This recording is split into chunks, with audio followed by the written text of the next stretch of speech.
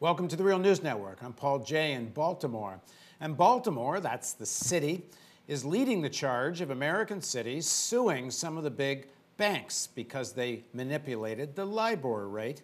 That's the London Interbank Offering, where banks every day get together and decide, compare notes apparently, and establish what will be the interbank loan rate, which tends to influence something like $800 trillion of investments and derivatives, mortgages, and they apparently were manipulating this to their advantage. Of course, the banks deny all of this. They deny it even though Barclays Bank, one of the bigger of these banks, had to negotiate a settlement with the British government for several hundreds of millions of dollars, but still claims it did no wrongdoing. Now joining us is an expert in bank wrongdoing, Bill Black. He's a former financial regulator. He teaches at the University of Missouri, Kansas City. He's the author of the book, The Best Way to Rob a Bank is to Own One. And he's an often contributor to the Real News Network. Thanks for joining us again, Bill. Thank you.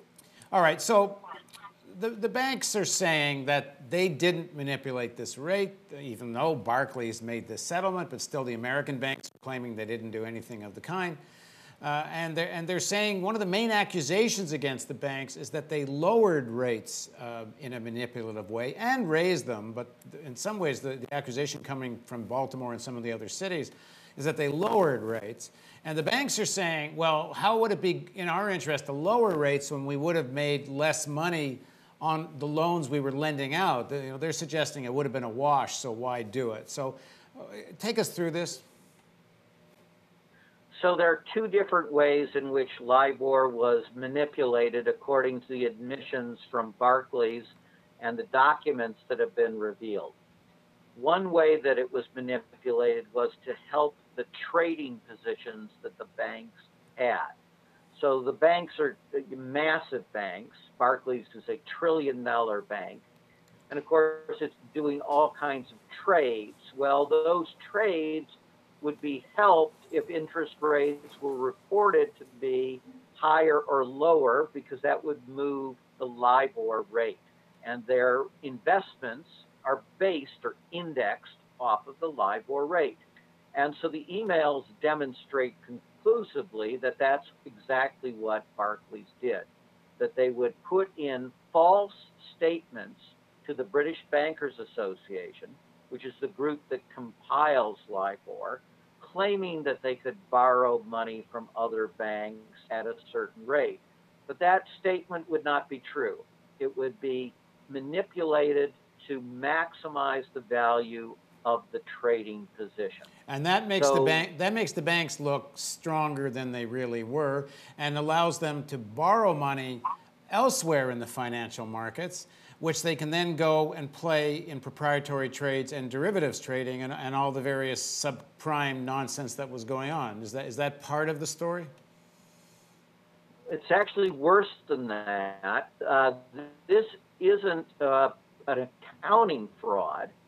This actually makes them a profit. In other words, they're able to gimmick the trade after the trade is made. Say I make a trade that would be worth more if LIBOR fell, and LIBOR didn't fall. Well, I just manipulate LIBOR so that it does fall, and then my trade wins.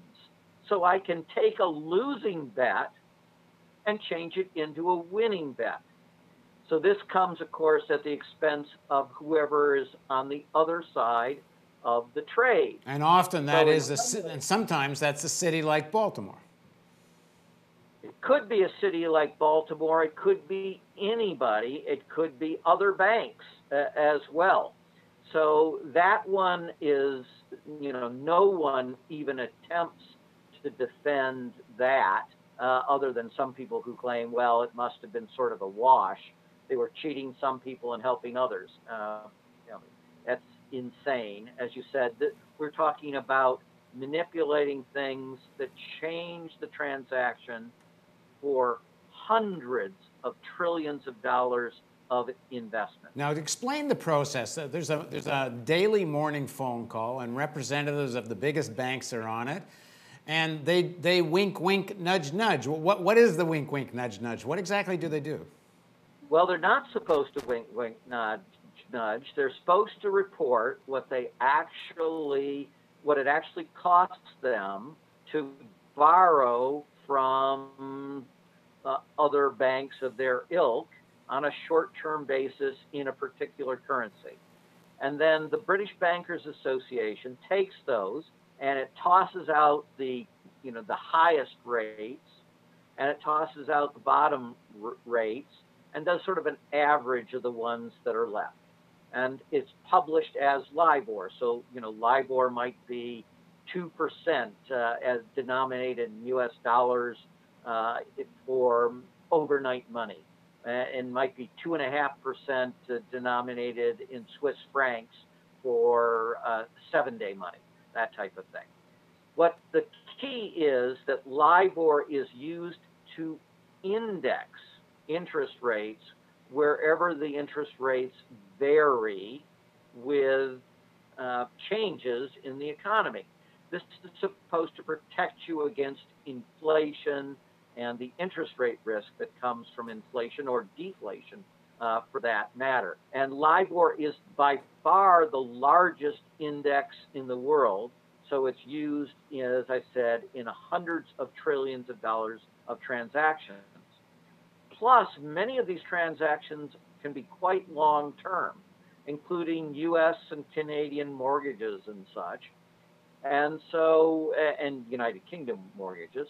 So if you locked yourself in the U.S. context to a 30-year mortgage as LIBOR plus 4%, which is how it would be phrased, then you were stuck for 30 years with a higher rate because of that manipulation that day of LIBOR. Right. Now Bill, take us through the other way. The Baltimore and some of the American cities case is, if I understand correctly, is actually more that the rates were lowered artificially. As I understand the upward thing.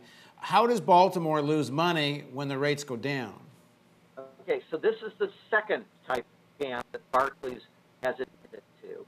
And this scam was in the context of the full bloom of the financial crisis.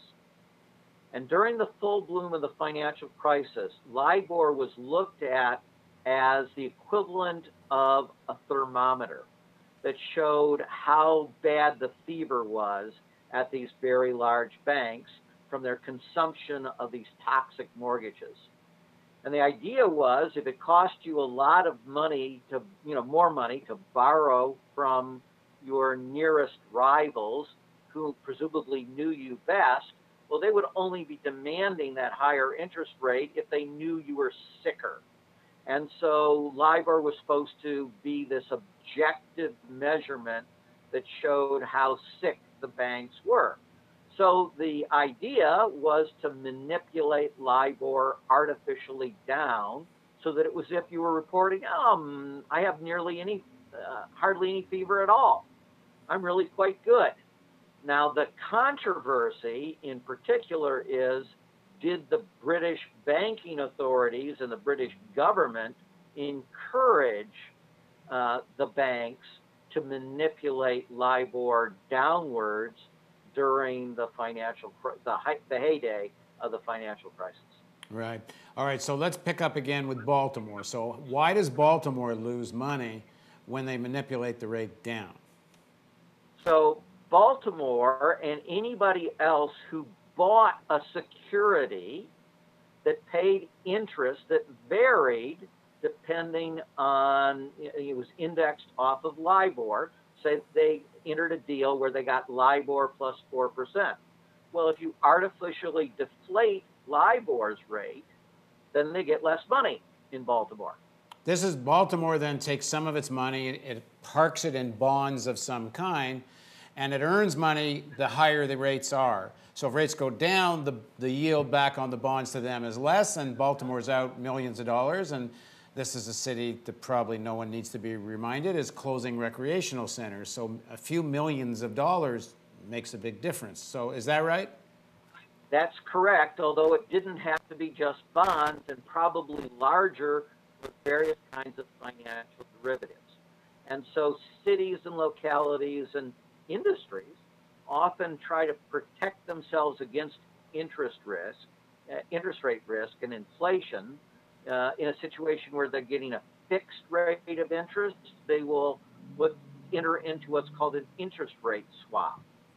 And in the swap, they get a variable rate of interest instead. The counterparty pays them this variable rate of interest, which again is typically based off of LIBOR. So if it's manipulated down, they get less money in this swap.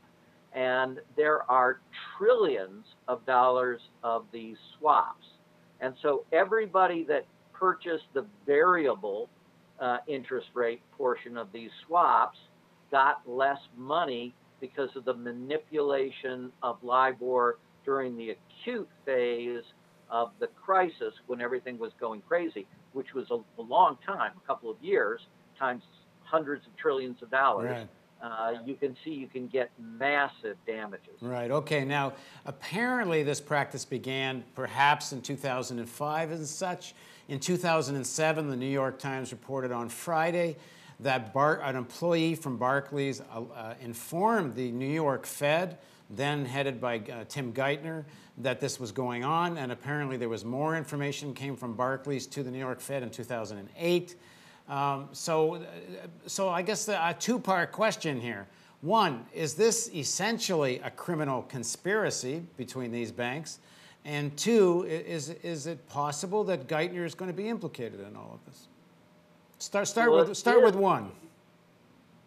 Under the U.S. laws, it is a criminal conspiracy if what Barclays says is true, because this was a cartel operation in which they purported to simply be reporting prices, but in fact they were creating and fixing prices for the benefit of the members of the cartel.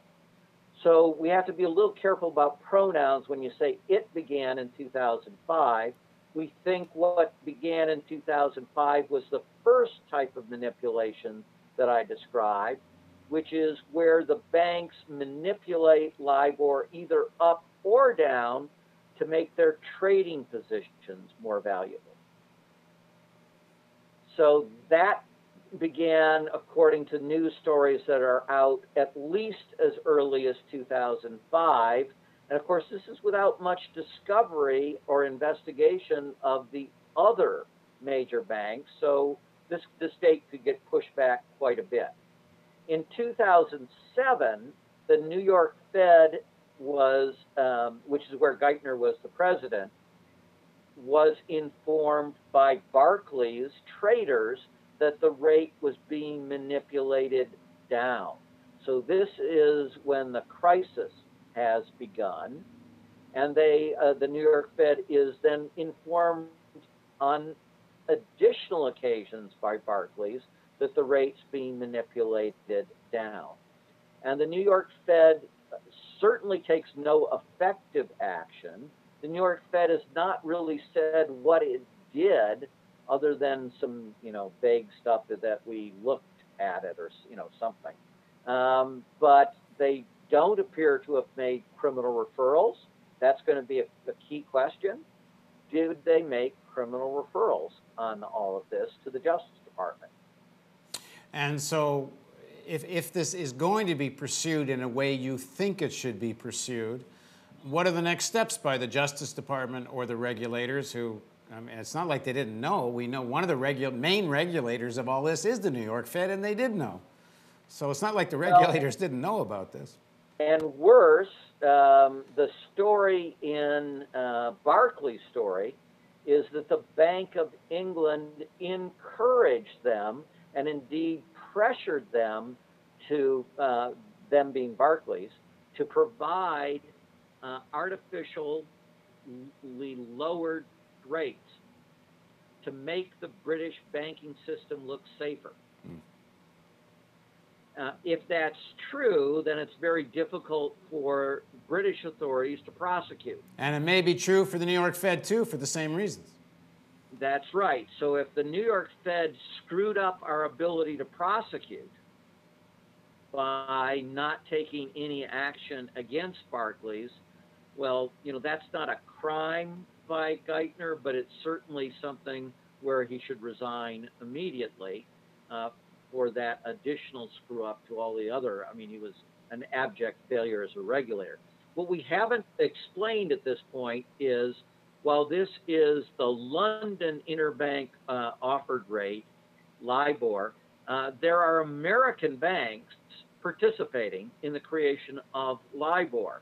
And these American banks, of course, were regulated directly by the New York Fed, as well as the New York Fed actually had regulatory authority over the operations of a number of the British banks in the United States, and therefore should have been on its toes investigating in that capacity as well. All right, we'll come back to you in a few days, Bill, as this story continues to break and sort of keep going at this.